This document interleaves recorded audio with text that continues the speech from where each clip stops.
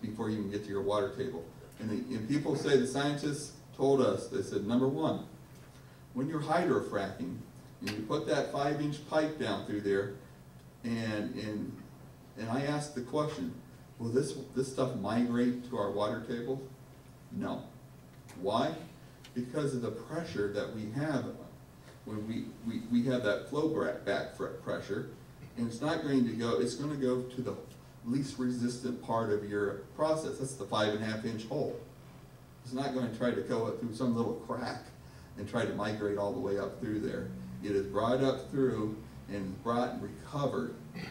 And then if there's any water waste left over, we require those wells, there's called classification of injection wells, and that Ohio has standards, and Ohio has had those standards of classification of injection wells since 1984. And those wells are class 1, class 2, and class 3. Class 1 is some very toxic, bad stuff that are usually from the other industries. We have those class wells all over the state of Ohio. Class 2 are your injection wells for the oil and gas industry, called saltwater brine and water fracking materials. We have about 181 of those that we've had since 1984. Back before 1984, we just let them drain it on the ground. Just drain it on the ground, and that's what, but now we force them to put it back where it came from. So that's the process we do, require the industry at that time. But there's an effort out there to stop this. Yeah, I've interrupted with the long administration. Well, and I'm getting to that. There's a major effort to shut down fossil fuels in the United States. It's amazing. I had testimony in southeast Ohio on the coal industry. Coal industry in the United States has been attacked for the last 25 years. And basically, they're basically shutting down the coal industry in the United States to the point where the only sales they have is to China. Yeah, most of our coal that's supposedly dirty coal goes to China. And they burn it, and they have no problem because they have no regulations in China. What they're doing now is attacking the oil and gas industry, full-blown attack, on this whole issue of saying fracking is a new industry. Well, with the technology and everything we have, fracking is not a new industry. You had wells fracked in Valley City, Brunswick, Lodi, Litchfield, Spencer for generations. And you've not had that problem. If there is a problem with oil and gas wells, it is a process of when it comes out and you have what I call, the problem you have is when the early stages of wellhead setup, and you have called an abandoned well near you. And I spoke about this with the governor just recently, and it's amazing what this guy does.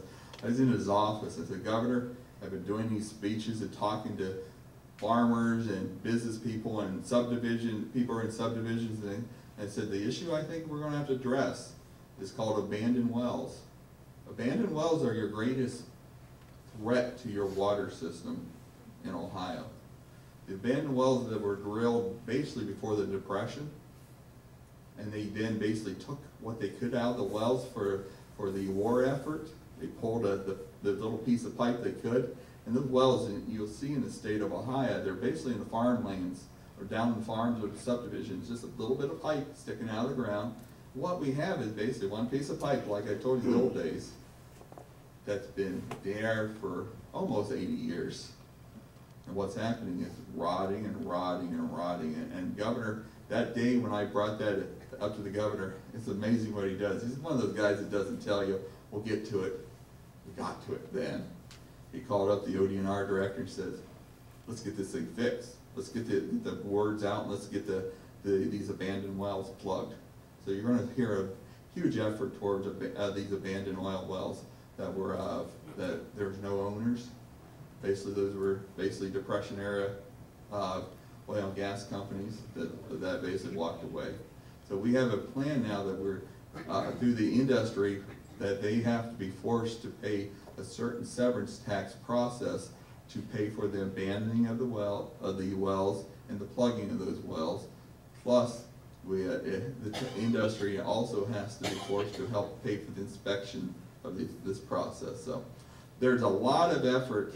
And getting back to the protesters, I mean, they were down seeing me last week, quite a few, and with their signs, and they marched on to my committee and tried to disrupt it, and I was very kind to them for a while until they just decided I had to use my gavel and almost broke my gavel on the process, and the security had to come in, and they're not kind people in that process. I mean, they're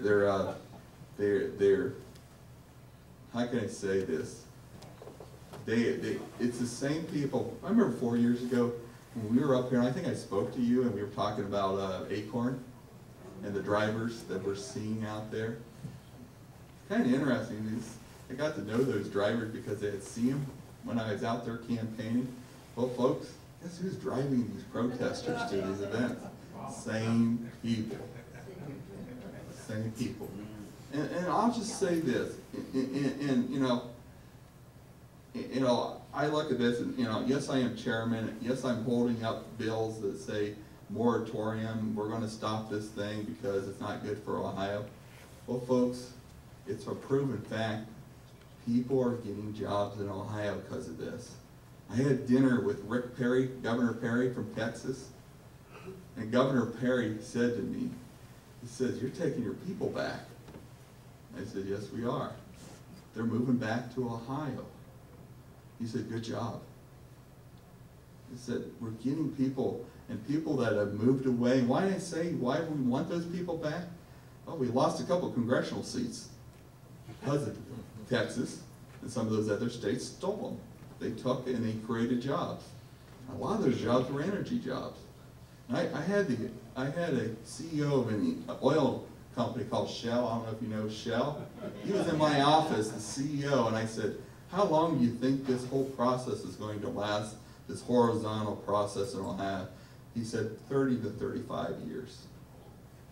That's a lot of years, a lot of opportunities, a lot of jobs. What we have now, and this is also a property rights issue. People who are wanting to sign leases and have wells drilled on them, these people don't think they, I actually had a comment, and I had a group of the environmental groups say to me, "Well, you got to stop these people because they don't know what they're doing. They don't know, they don't care what they're doing to their property." A lot of these people are farmers, good stewards of our land. A lot of people are business people who are willing to know that if they sign that lease check, it's not the big check they're looking at, it's the royalty check.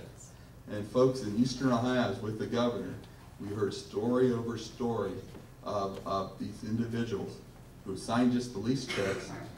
They can't even keep a vehicle on the lots of Carroll County in Carrollton.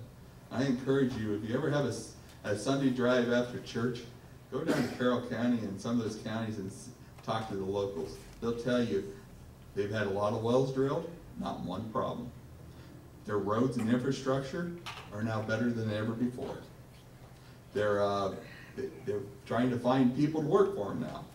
It's amazing just to see the change in Appalachia, Ohio, in that area. And like I said, not one problem. We've been doing horizontal drilling now last year and a half. Not one problem. And someone's going to tell you, "Well, we heard of a problem in Pennsylvania, we heard a problem in Oklahoma, we heard a problem in Arkansas." Got to remember, each state has different ways of doing things.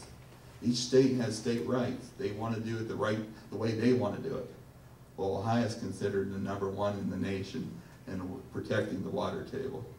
And just a month ago, I was up in, you heard a place called Kalahari, up in Norwalk, Ohio. They were the Ohio Parks and Recreation Association, and a guy named Jack Hanna. I don't know if you know Jack Hanna from the Columbus Zoo. I was up there, and they invited me up there, and I didn't know why they were inviting me. And this is a huge crowd of about 1,500 people, and I thought, "Oh no, I gotta go up there and talk to these people. This is not going to be good. I'm going to get beat up." They awarded me their Legislator of the Year award because of what I did in the protection of our water table.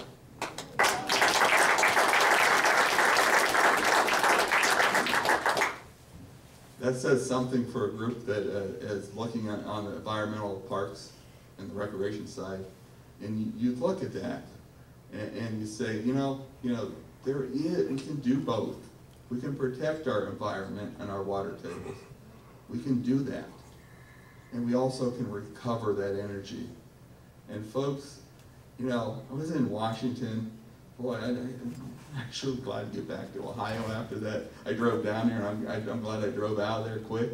But the other states, they're basically not doing that, and the governor of the state of Ohio has an energy plan. It truly does have an energy plan.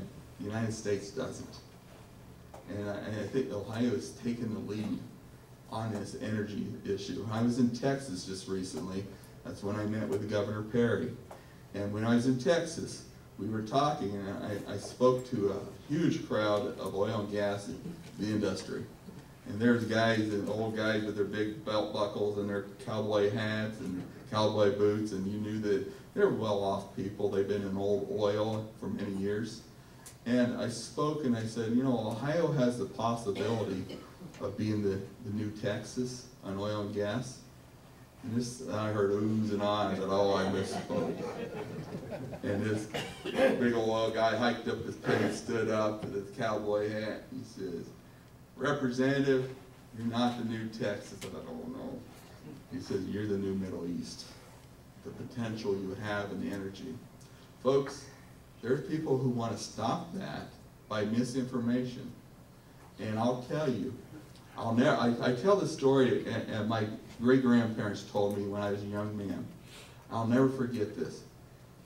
When they were going to church back in basically about early 1900s, they went to church, and they lived in a farming community, rural community, and where they got most of their information was from the church. The church was your community based on anything from who had a baby to something new called a horseless carriage. What my great grandmother told me, she said, "Dave, I remember one time we went to church. We heard about something terrible coming down our lane. Something that was awful. It was going to kill us, going to hurt us. We weren't going to like it." And I remember she told me everyone in church was fearful because of that information. They went home. That thing came down their lane. That thing, they actually, the whole community slept in the barn for a week because that thing came down our lane. That thing was called electricity. Because of the misinformation that was put out. Well, with the internet, with everything we're dealing with, there's a lot more of that opportunity out there to misinform folks. And it's amazing. Our country's got away from looking at certain risks. We take a risk every day when we drive our vehicles, but we don't stop driving vehicles. We fly. We do things. Our country is a country we've done things, and we get to the point where we're afraid to do things because of the what ifs and maybes. The other countries are going to take advantage of that, and they are. Look at China. Look at some of those other places. So we have opportunities out there to develop this oil and gas play. And I'm working with businesses in Medina County on a daily basis who are retooling, looking and working with the oil and gas industry, and they're creating jobs because of this. Folks, I'm going to close, and I'll answer the questions, but I'm going to close with this. We have an opportunity, a God gift. The God's given us a gift.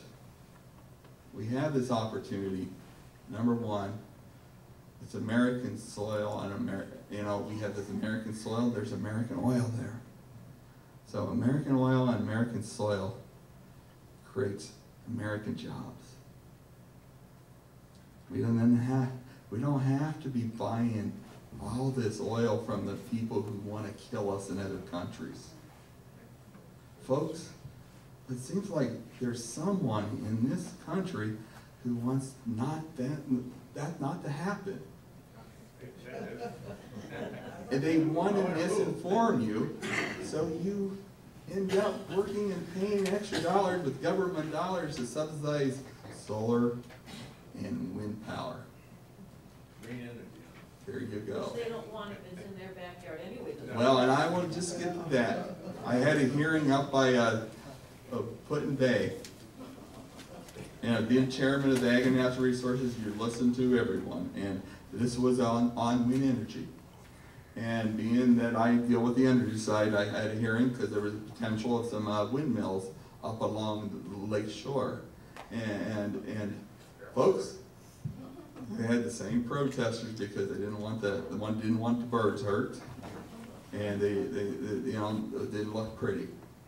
And so basically you're going to see that. But you know, I see the pushes for solar energy on certain administration, and you know who I'm talking about. I won't bring his name up. The thing I see is we have reserves under Ohio alone. As you're going to see your natural gas prices are going down. You're noticing that? And you're going to, I was with the CEO of Columbia Gas with the governor yesterday, and he said you're going to even see it dropping farther. Why? Because of the reserves, the drilling that's going on.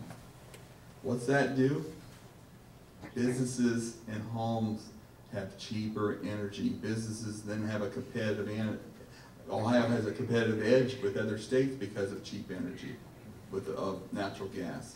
So we do have opportunities to do this thing, and we're doing it right. When somebody says, well, we've had so many of these bad fracking new industry jobs, we don't have them. We do have them. And I point to Eastern Ohio, and they're coming this way for jobs. Yes, you may not have that many wells in the northern part of Medina. The new maps that I worked with the Ohio Department of Natural Resources and looked at, the northern part of Medina County may not have oil under it, or that. So the new maps are saying maybe it'll be southern Medina County and then on farther south. We don't know until some more test wells are done, but there was a well just drilled in beside Ashland and Richland County, and you need to go call that, see that well over there and talk to that farmer. He was so happy. He's got money coming in.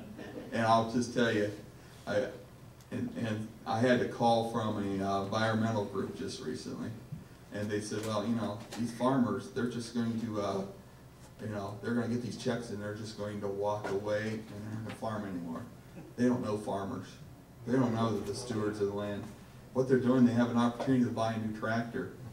They've had an opportunity to put up, I just talked to a gentleman who just put up a new milking parlor because of this. You're seeing new herds coming in. The farmers actually are having an opportunity to grow their farms, do things they haven't been able to do for a long time. So you're seeing those kind of things in Ohio. You're seeing those checks turn around and put into businesses who they buy the refrigerators and the TVs, and they're stimulating your economy. Just go to Eastern Ohio. I mean, it's amazing. I go to Eastern Ohio. It's different. I go to Eastern Ohio. And they're telling me they want to put a statue in their front lawn about me. I go in certain parts in Toledo and everything. They're wanting to put me in a lake with a few cement blocks. So closer you get to those kind of communities, I think Cleveland just recently and Youngstown, and that was difficult, folks. But they're not. I'm not going to fear them. I'm going to state the truth, the facts. And I lay my head down every day knowing jobs are being created and people are actually getting back to work. And we're bringing back our young kids that we lost. We chased them out of Ohio. We're bringing them back, according to Governor Perry, that we were doing the right thing. We're bringing these people who we educated, these people who've had opportunities, and we're bringing them back to our homes. And the governor said, how do we win over moms and grandmothers on this thing? I said, we are, because their kids and grandkids are moving back closer to home. So folks, it's an opportunity, but I'll just tell you this, they're gunning for me, the environmental groups. You're going to see TV commercials, people with oxygen machines, and they are after me big time. They've made an effort that I'm their #1 target. And Chris Redfern has decided to make me their #1 target because of that. I feel that that's a badge of honor.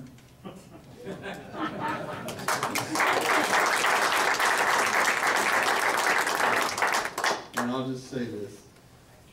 This is an opportunity to show these people who do not want jobs, do not want your neighbors to have a good job, do not want these things to push back. It's going to be a difficult, as I'm up for re-election here in November, and with a new district that has totally changed, and I'm very grateful. I actually asked the speaker, make sure I keep Medina County, and I actually gave up most of my own home county to keep Medina County, because I really believe in this county. I have a county. I have a county now, my home county. Basically, it stops at the end of my driveway, my district.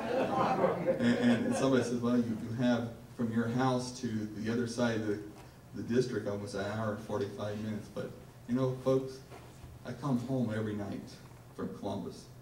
It keeps me grounded.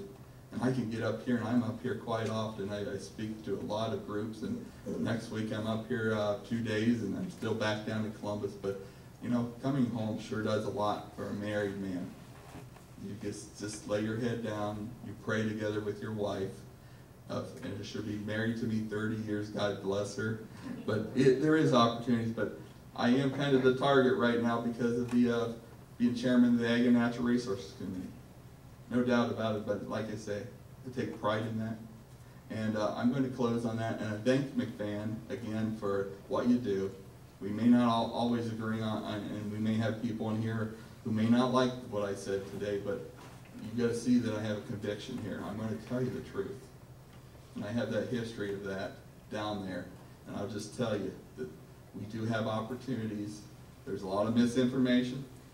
If you want to get the truth, you can go on websites, Ohio Department of Natural Resources website. You can look what kind of chemicals are put into the ground, what they've done before. And seriously, do get some information. If you need more information, you can always call my office. We will further send you more information, but don't let groups just tell you. I know you're a group that gathers good facts, and you gather these facts in the right way, but please, Medina County is in the crosshair. It is ground zero to be attacked by the environmental groups. They know that Bill Batchelder, Speaker Batchelder, and myself represent this county, and that's where they're focusing on the misinformation. So you have a lot of groups, and God bless the Medina County Commissioners right now. They get beat up every day on that, and I talk to them all the time and reassure them, just put the blame on me, because there's no blame to be there. So folks, thank you for letting me speak.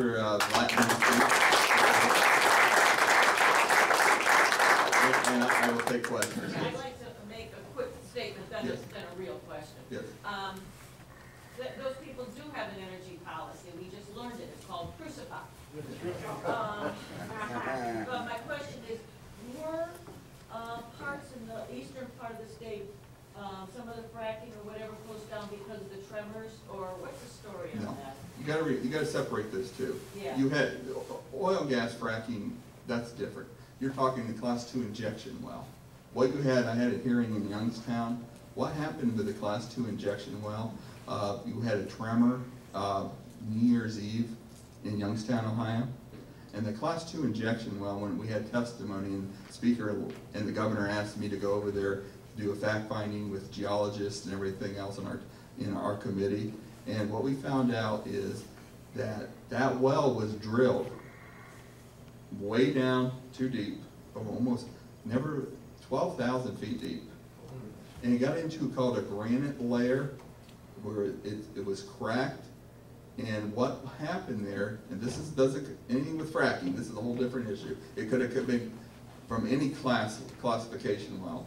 What happened is they got that fluid into those cracks and fissures, and what happened, it may have lubricated an old fault line. They did not know it was there. So I asked the question, I said, what can we do? And this is a geologist out of out of Ohio, and one of the #1 geologists that deals with earthquakes in the San Andreas Fault.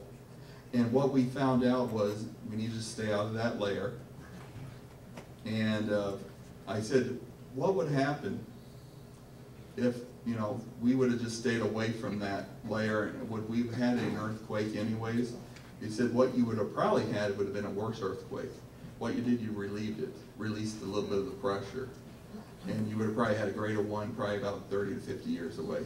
But what we're doing now, and I created and worked with policy where you're going to demand that they cannot go in that rock layer. There's only a certain level they can go in with the injection wells in the state of Ohio. Before you even can do an injection well, you have to have a seismic program, a seismic testing done, so we can find out where those fault lines are. That's the only one we've had, and we've not opened that one back up. We've decided that that one needs to be either plugged back, cemented to the layer, and that cost to injection well is totally different with fracking. And the environmental groups want to blend them together.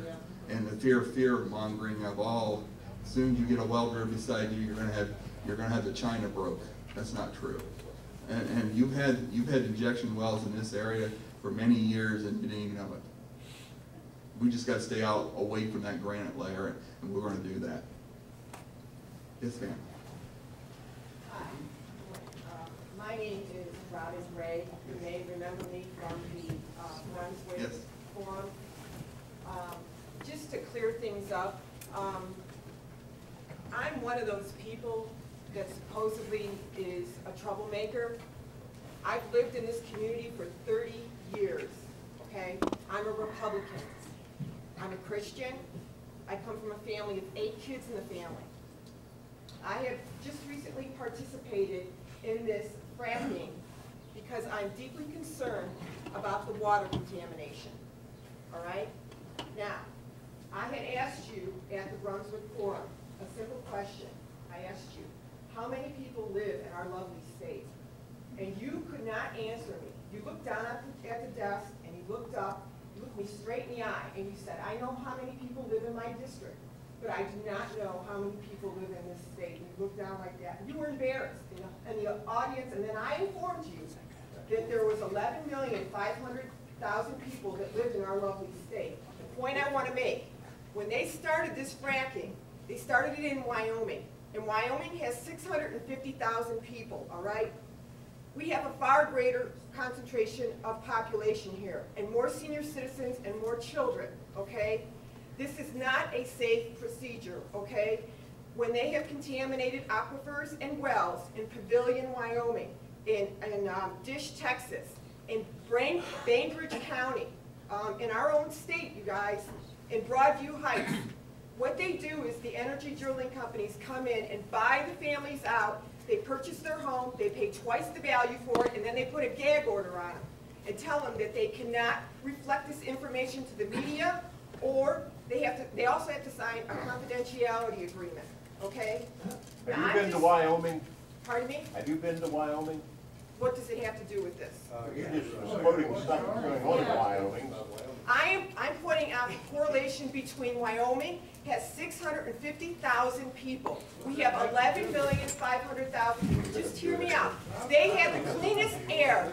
They had the cleanest air in the United States. Now hear me out, because you have to know the facts. I've worked on Wall Street for 30 years, okay? Well, we're happy for you to work. Thank you. But you have to, point, you told us that yes, Wyoming. but you have to look at the fact, I have a track record, I'm a good person, I pay my taxes. The point you are against fracking. Yes, I am against fracking, but you also have to know the facts. Why do they have a ban in the state of New York? Why do they have a Why ban? do they have a ban? Why do they have a ban in France? No, Why you do just they said have they have a ban. Because they're a bunch of Why? liberals there, Okay, that's why. I don't know if they're liberals. I don't care. I'm a Republican, okay? I'm a Republican.